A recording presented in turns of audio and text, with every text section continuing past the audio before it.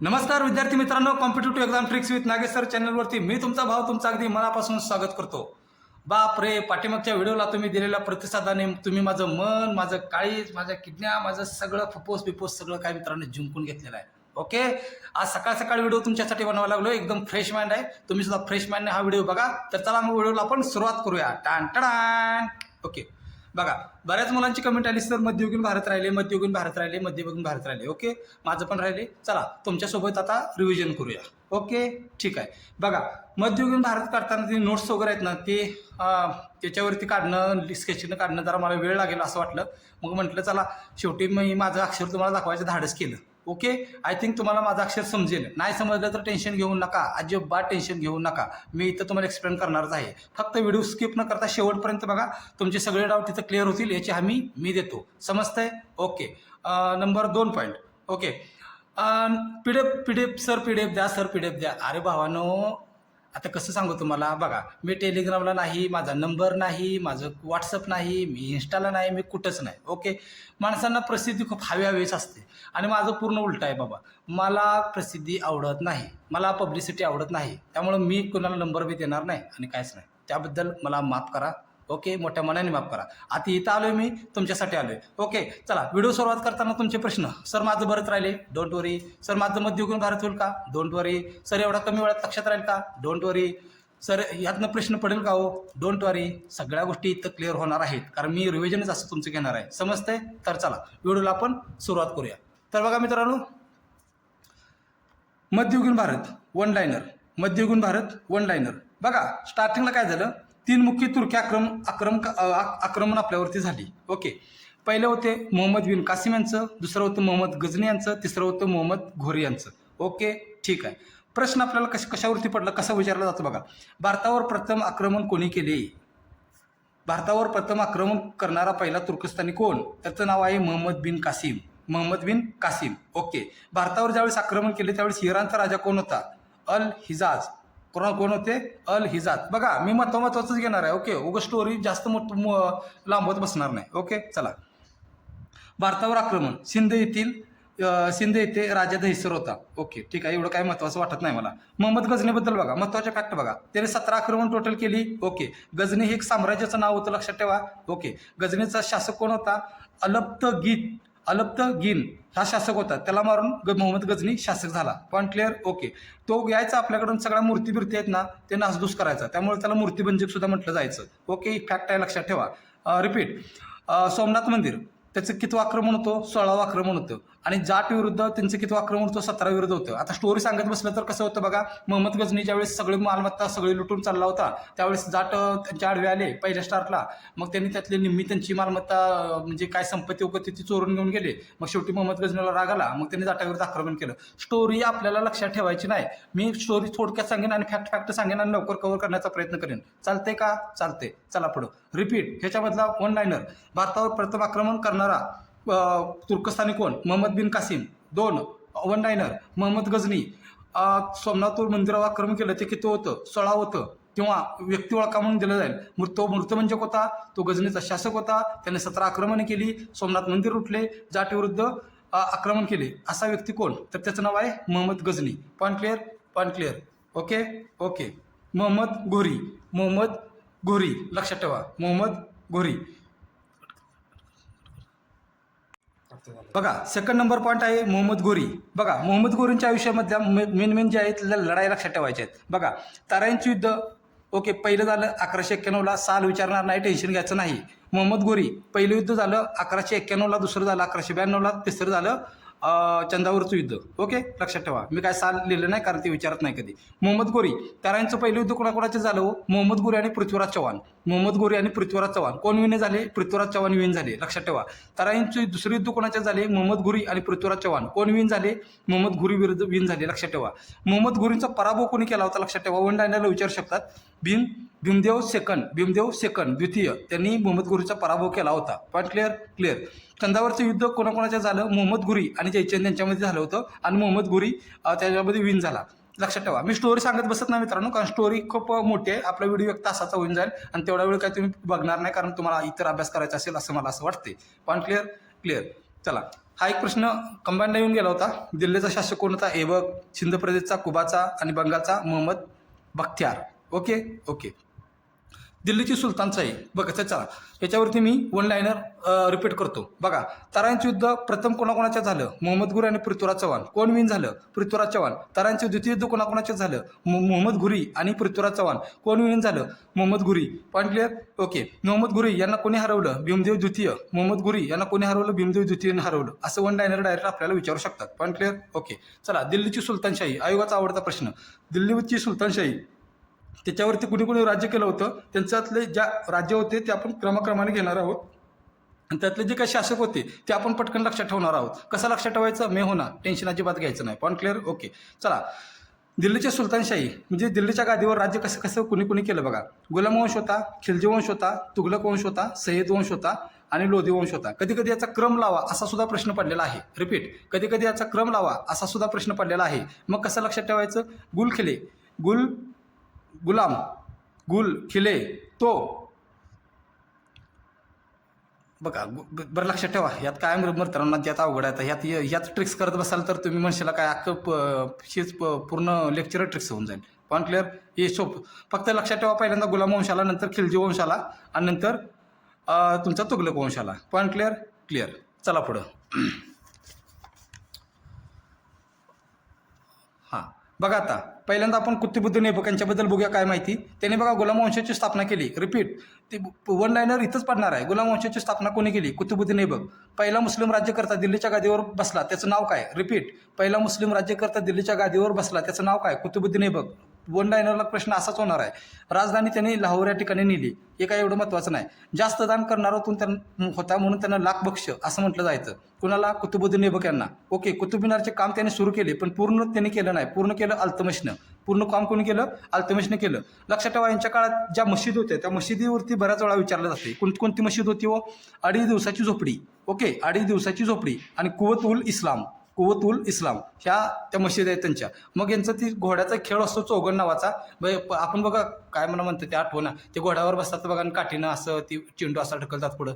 Okay, त्या खेळाला काय असाच काय त्यात खेळ होता आणि त्या घोड्यावरून ती पडले आणि त्यांचा मृत्यू झाला. ओके, याच्यावरती प्रश्न विचारू शकतात. ओके, याच्यावरती प्रश्न विचारू शकतात. प्रश्न 1 ही सगळी माहिती देणार आणि व्यक्ती ओळखा म्हणणार. ओके. प्रश्न 2 वन लाईनर विचारणार. मी रिपीट करतोय वन लाईनर, पुन्हा तुम्हाला बघावं लागेल म्हणून. रिपीट, गुलाम वंश स्थापना कोणी केली? कुतुबुद्दीन ऐबक यांनी केली. पहिला मुस्लिम राज्यकर्ता दिल्लीच्या गादीवर बसणारा कोण? कुतुबुद्दीन ऐबक. जास्त दान करणारा म्हणून लाख बक्ष म्हणून कोणाला ओळखले जाते? कुतुबुद्दीन ऐबक. ओके. 2.5 दिवसाची झोपडी कोणाशी संबंधित आहे? कुतुबुद्दीन ऐबक. रिपीट आता करत नाही. चला, अल्तमश कोण होता? अल्तमश होते कुतुबुद्दीन ऐबक यांची जावई. वन लाईनर करत बसू नका. कुतुबुद्दीन ऐबक यांची जावई कोण? असला प्रश्न आयोग कधीच विचारत नाही. फक्त मी लिंक लागावे म्हणून मी लिहिलेला आहे. ओके. चला, कुतुबुद्दीन ऐबकांनी राजधानी कोणती केली? लाहोर केली. अल्तमशनं राजधानी कोणती केली? त्यांनी केली दिल्ली. अजिबात पडणार नाही. लक्षात ठेवा, मेन फॅक्ट काय आहेत बघा. कुतुब मिनारचे काम पूर्ण केले. रिपीट, कुतुबुद्दीन ऐबक यांनी काय केलं? तर कुतुब मिनारचं काम सुरू केलं आणि ते पूर्ण कोणी केलं? अल्तमशनं केलं. त्यामुळे प्रश्न जर आला कुतुब मिनारचे काम पूर्ण कोणी केले? वन लाईनर अल्तमश यांनी केले. लक्षात ठेवा. ओके. बगदादच्या खलिफाने त्यांना सुलतान ही पदवी दिली. कोणती पदवी दिली? सुलतान पदवी दिली. लक्षात ठेवा. त्यांनी काय केलं माहिती आहे का? 40 व्यक्तीचं संघटन तयार केलं. 40 गुलामांचं संघटन तयार केलं. त्याला काय म्हटलं जातं? चहलगान-ए 40. तुम्ही म्हणाल हे काय आहे? भावानो, टेन्शन घ्यायचं नाही. 40 व्यक्तीचं संघटन कोणी तयार केलं? त्यांचं नाव काय? अल्तमश कबीर. One liner. कुतुबुद्दीन ऐबकांनी सुरू केलेले कुतुब मिनारचे काम कोणी पूर्ण केले? One liner Altamash. ओके. महसुलाची इक्ता पद्धत म्हणजे काय? त्या काळात बघा कर वगैरे लागत होते. समजते? त्या काळात कर वगैरे होते आणि त्या कराचा एक प्रकार आहे, अशी लक्षात ठेवा ही पद्धत. Point clear? ओके. त्यामुळे इक्ता पद्धत कोणी चालू केली? अल्तमश यांनी चालू केली. ओके.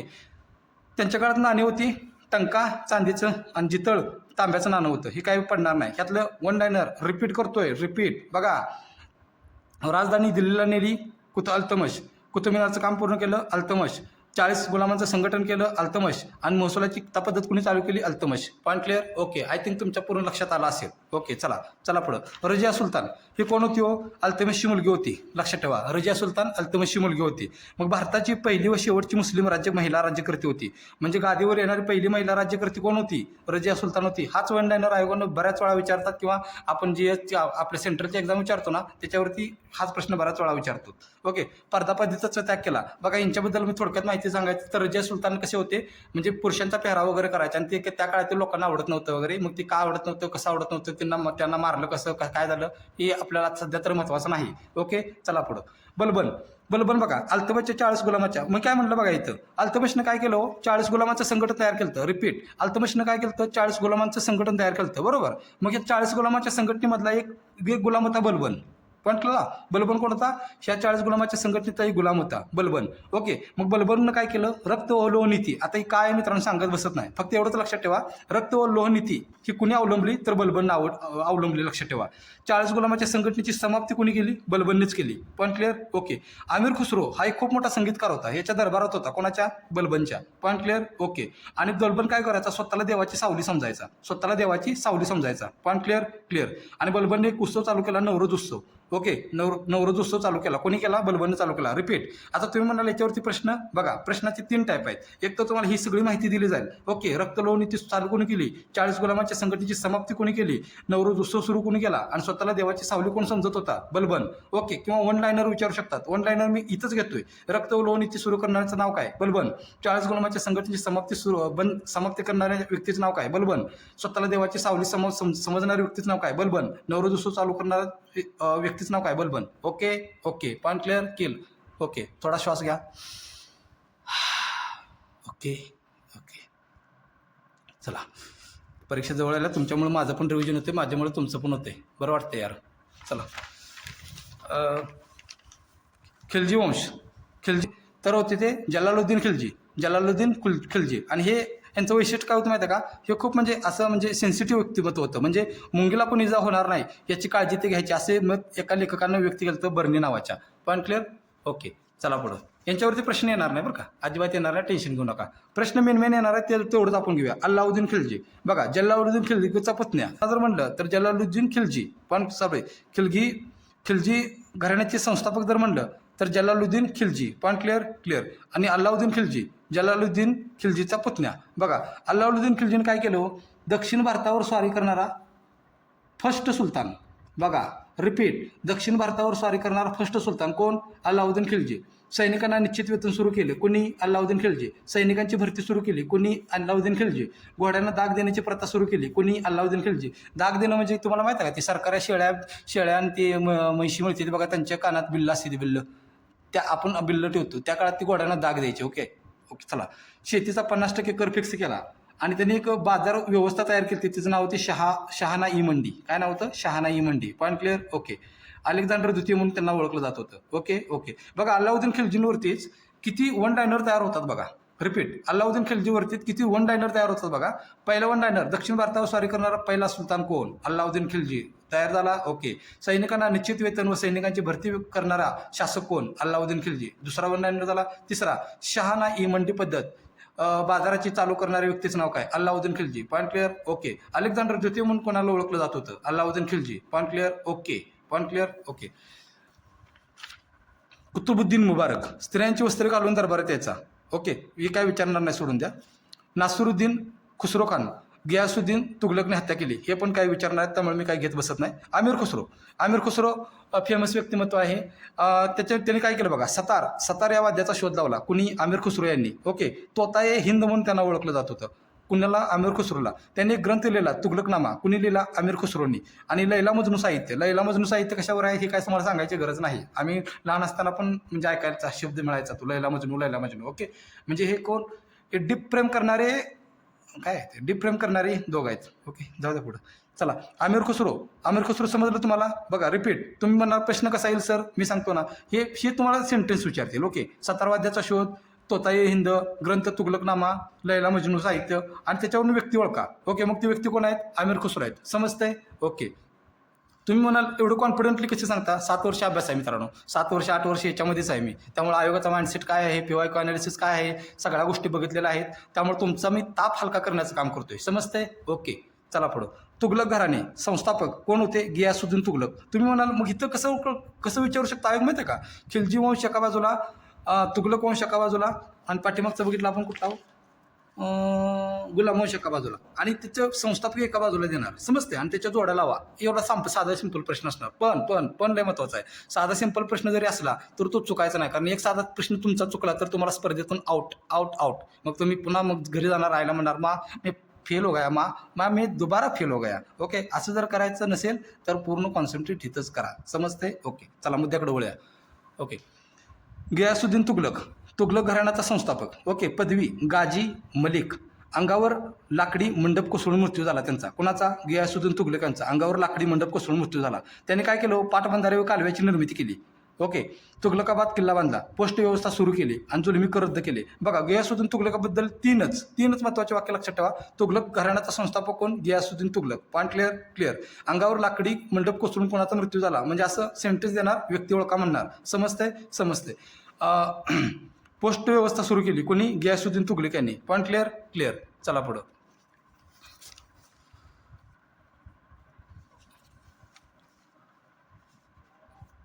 आता इथं मोहम्मद तुघलक. ओके, मोहम्मद तुघलक यांचं नाव काय होतं?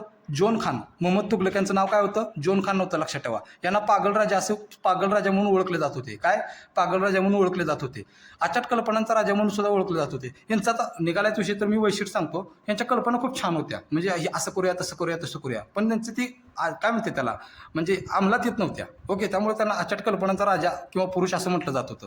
ते गणित वैद्यकशास्त्रात निपुण होते, लक्षात ठेवा. गणित आणि वैद्यकशास्त्रात निपुण होते. त्याने राजधानी दिल्लीवरून देवगिरीला नेली. प्रतिकात्मक चलनाचा वापर केला त्यांनी. कुणी?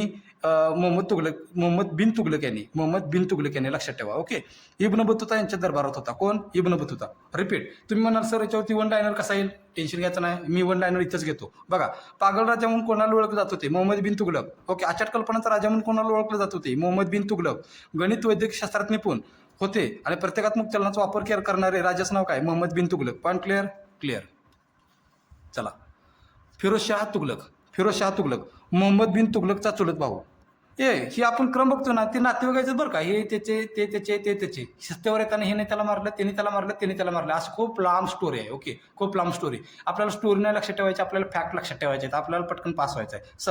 समजते. चला पुढं. फिरोजशाह तुघलक मोहम्मद बिन तुघलकचा चुलत भाऊ होता. ब्राह्मणावर जिजिया कर लागू केला. बघा, ही लय वन लाईनर महत्वाचा आहे. ब्राह्मणावर जिजिया कर लागू करणाऱ्या व्यक्तीचं नाव काय? फिरोजशाह तुघलक. सैनिकांसाठी जहागिरी पद्धत सुरू करणाऱ्या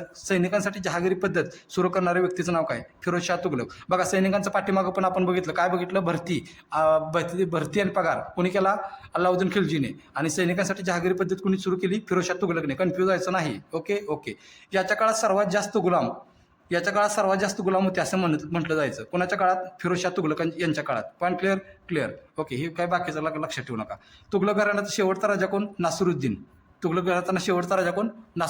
हे तुघलक घराण्याचे शेवटचे राजे होते, एवढं लक्षात ठेवा. Point clear. सय्यद घराणे बघा, 37 वर्षी या घराण्यानं राज्य केलेलं आहे, लक्षात ठेवा. ओके.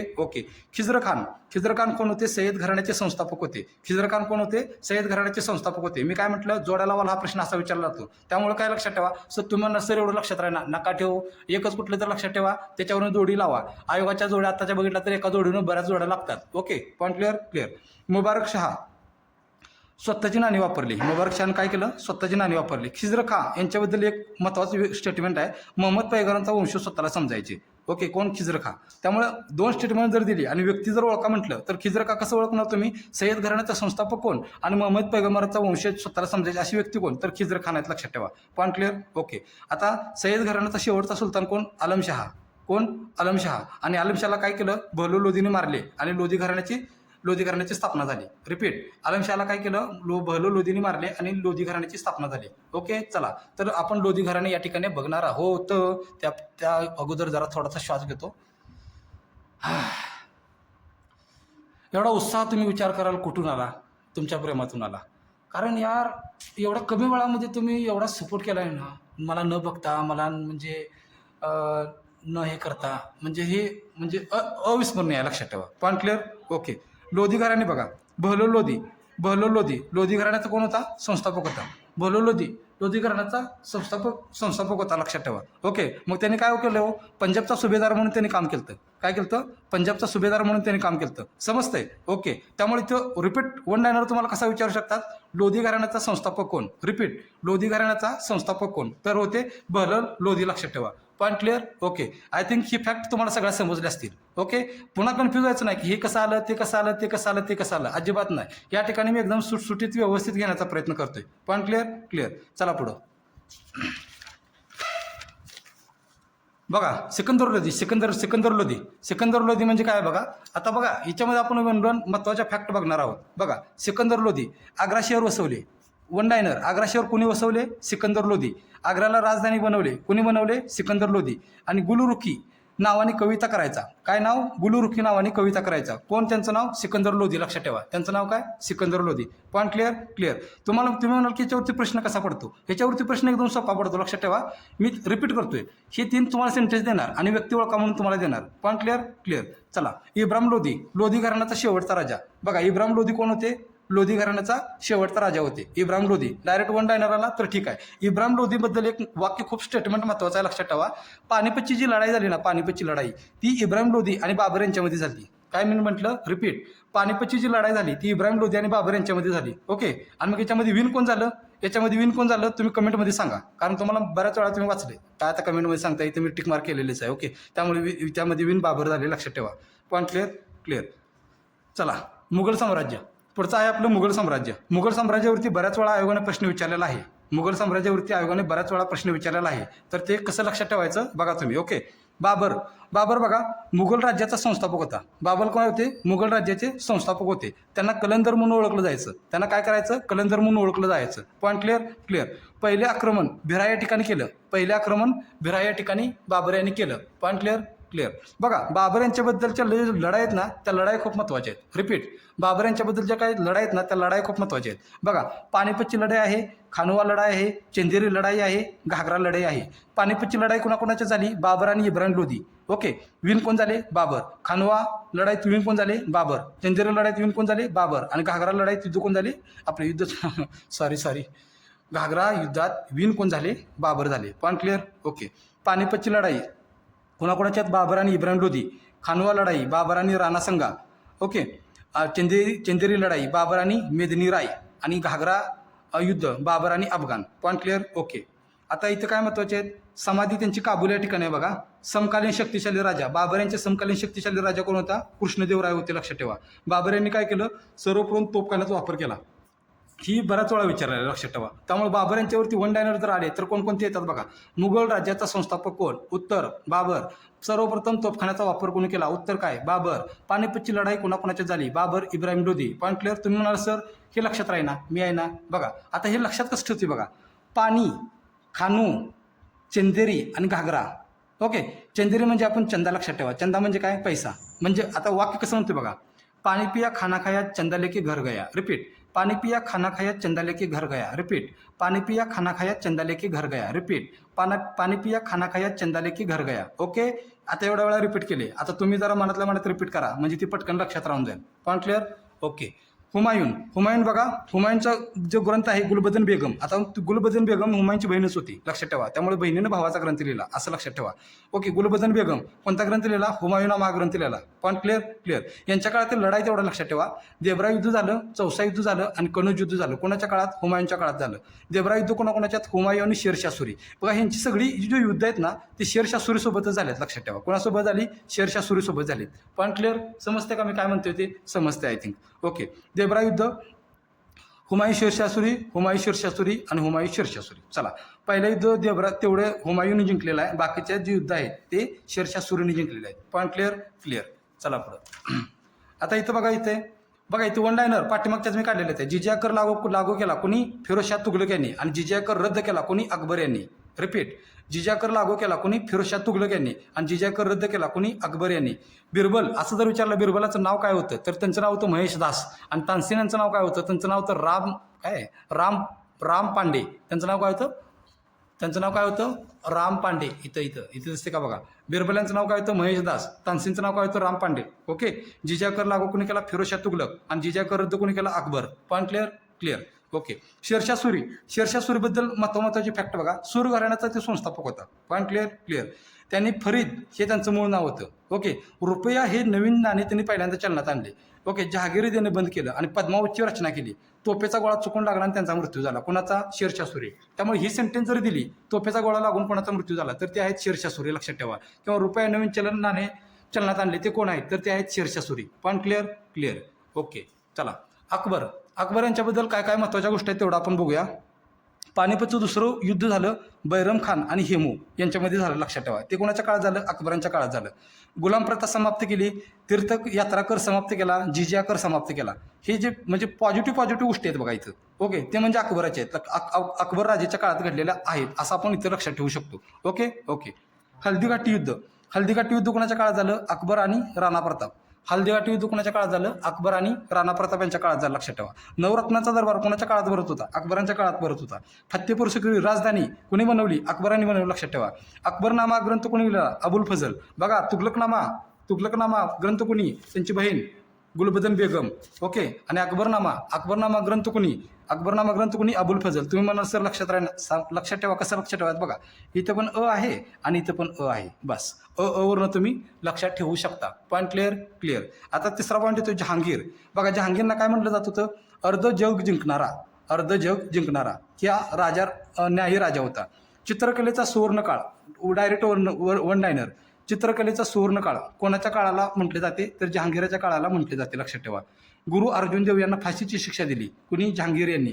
आणि कॅप्टन हॉकिन्स आणि थॉमस रो भारतात आले होते. आपण जेव्हा आधुनिक भारताचा विचार चालू करतो वाचायला बघा, त्यावेळेस आपण म्हणतो बघा थॉमस रो भारतात आले, त्यांनी जहांगीर राजाकडून व्यापाराची सनद मिळवली वगैरे, नाही का? ते स्टार्टिंगचे जहांगीर, हे लक्षात ठेवा. Point repeat. तुम्ही म्हणाल की ह्याच्यावर प्रश्न कसा? बघा, प्रश्न तयार करतो मी. गुरु अर्जुन देव यांना फाशी शिक्षा सुनावणाऱ्या राजाचं नाव काय? जहांगीर. चित्रकलेचा सुवर्णकाळ कोणाच्या राज्याला म्हटलं जातं? जहांगीरांच्या. न्यायी राजा कोण? जहांगीर. Point clear. चला पुढं. शहाजहान बघा, मूळ नाव काय होतं? खुर्रम. शहाजहान मूळ नाव काय? खुर्रम. आणि मुघलांचा सुवर्णकाळ याला म्हटलं जातं.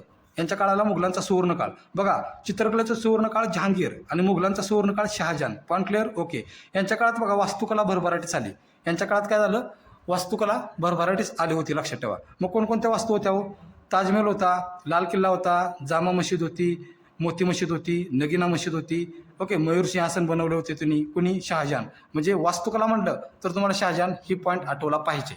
Point clear. ओके. चला पुढं. होते नाही.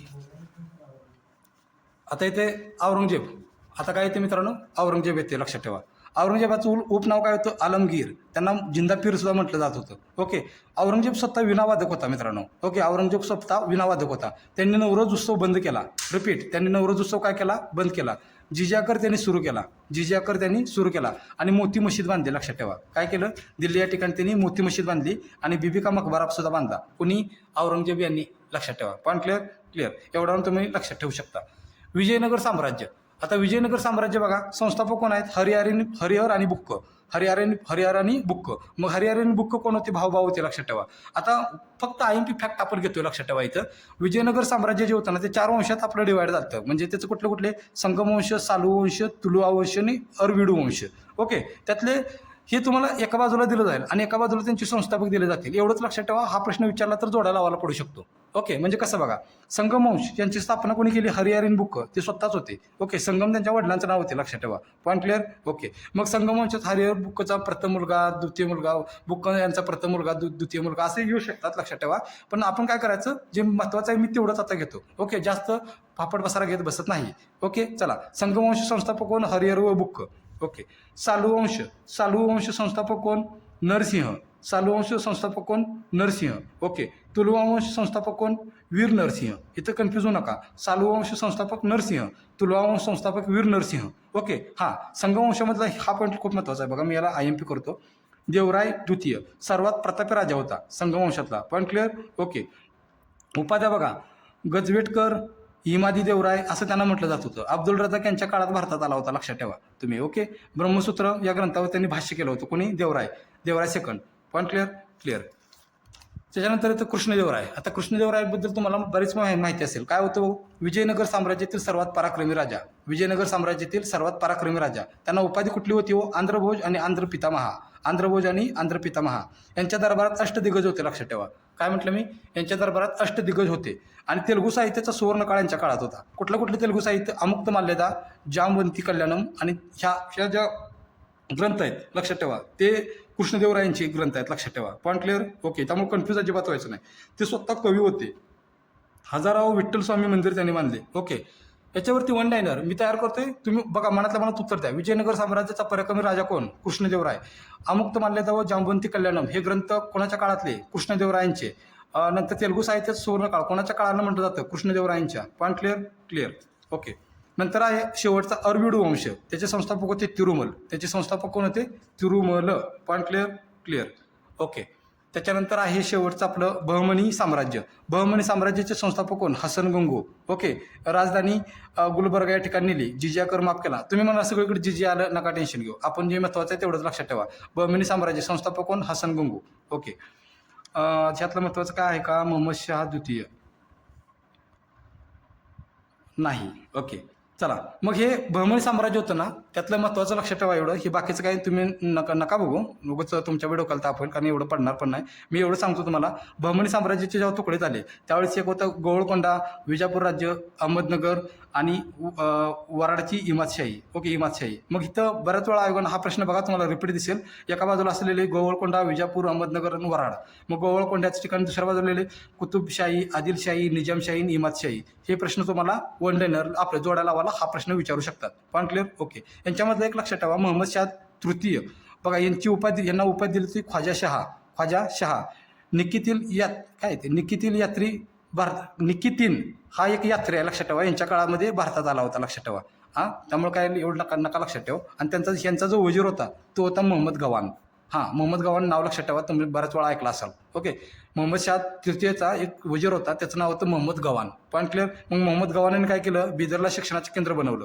इराणी व्यापारी होता तो. ओके, इराणी व्यापारी होता, एवढं जर लक्षात ठेवा. आणि याच्या काळामध्ये साम्राज्याचा विस्तार झालेला आहे. कोणाच्या काळात? मोहम्मद गवान यांच्या काळात. Point clear? ओके. बघा, अशा प्रकारे मी 30 मिनिटामध्ये, मला वाटते 30 मिनिटामध्ये मी संपूर्ण तुमचं मध्ययुगीन भारत आणि वन लाईनर विथ फॅक्ट आणि एकदम कॉन्फिडंट संपवायचा प्रयत्न केला मित्रांनो. ओके.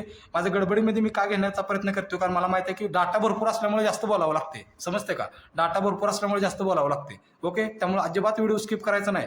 त्यामुळे तुमचं बऱ्याच प्रश्न तुम्हाला इथे बघायला मिळतील मित्रांनो. ओके. त्यामुळे गडबडीत बोलताना काय चुकलं असेल तर हात जोडून माफ करा. ओके. आपण या ठिकाणी थांबूया.